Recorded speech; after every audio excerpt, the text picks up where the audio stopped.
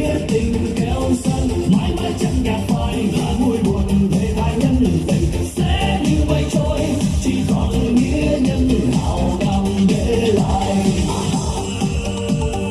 Hào nam, hào nam,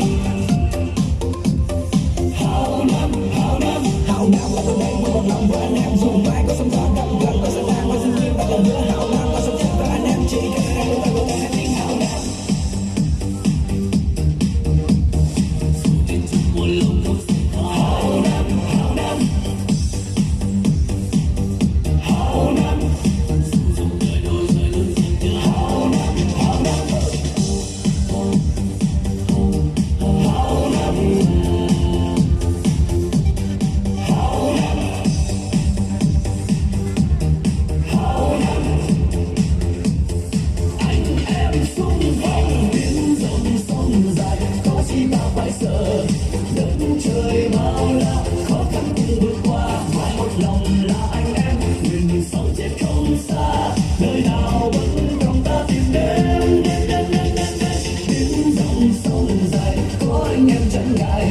Nghĩa tình keo sơn mãi mãi chẳng nhạt phai, là vui buồn thế thái nhân tình sẽ như mây trôi, chỉ còn nghĩa nhân hào nam để lại.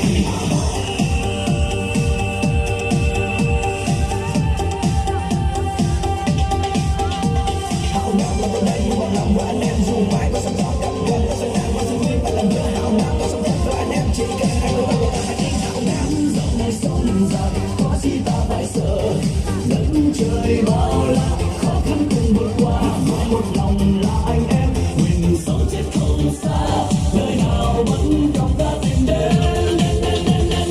Biển rộng sông dài có anh em chẳng ngại, nghĩa tình keo sơn mãi mãi chẳng nhạt phai, là vui buồn thế thái nhân tình sẽ như mây trôi, chỉ còn nghĩa nhân hào nam để lại. Hào nam, hào nam, hào nam, hào nam, hào nam, hào nam, hào nam, hào nam. 请到了北京乐团阿斌小大。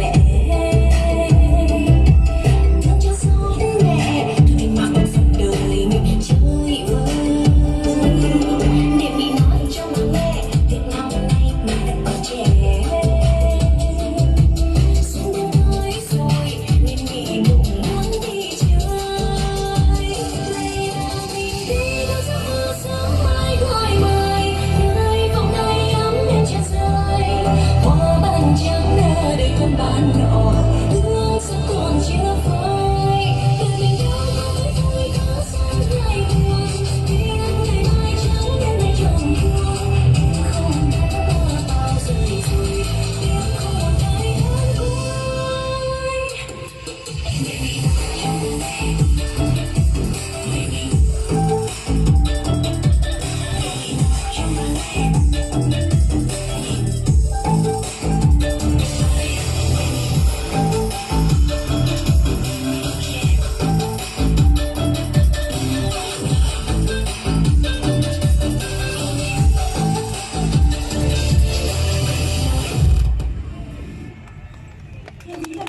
เขาว่าชอบไม่ย้อนใครเราชิงเก๋หยอก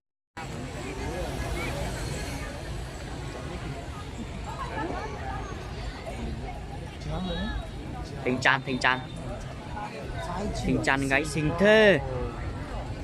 Gái xinh. Chúng mà nhìn trường mình xem nếu mà họ mặt hết cả. Em thứ ba cái gì nhỉ? Thật đấy, cái em mà hơi thích kiếm với xinh cơ. Xinh.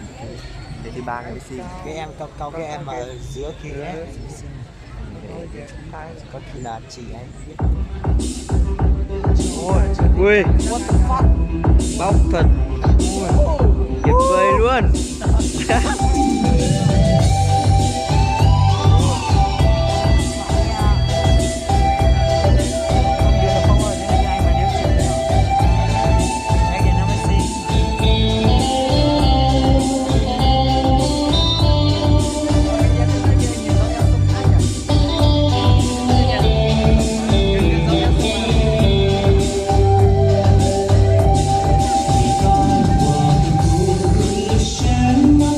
Bà còn hơn gần giống như chị Cán.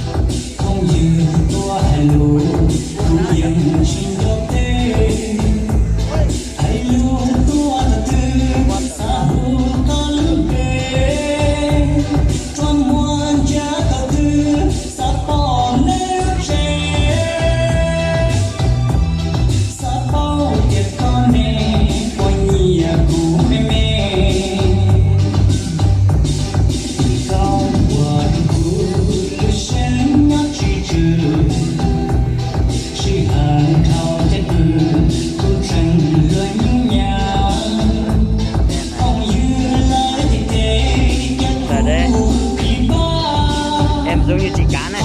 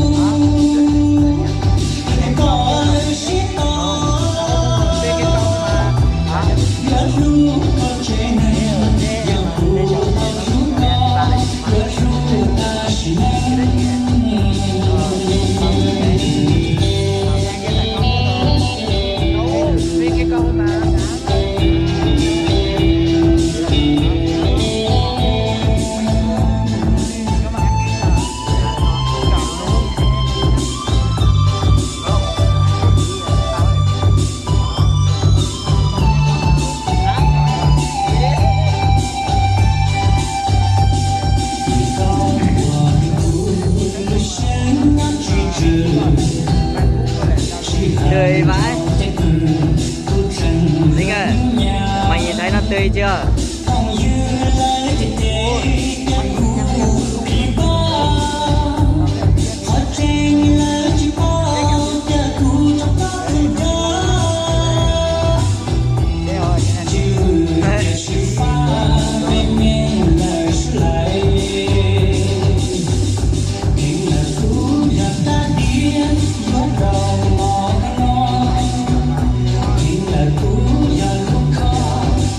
Yeah.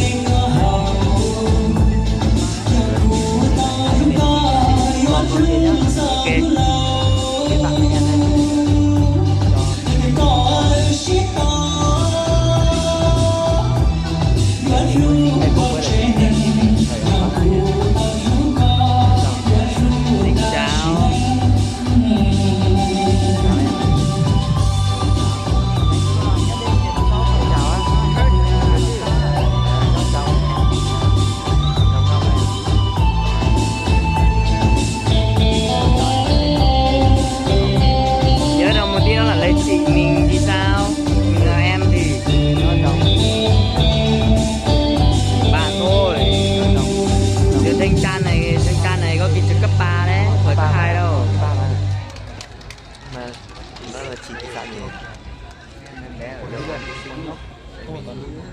Ký ở đâu? Vâng, thưa toàn thể quý vị, ngay sau đây xin mời tất cả quý vị đại biểu khách quý cùng toàn thể đông đảo du khách chúng ta hiện diện tại sân hành lễ, chúng ta sẽ cùng tham gia các hoạt động trò chơi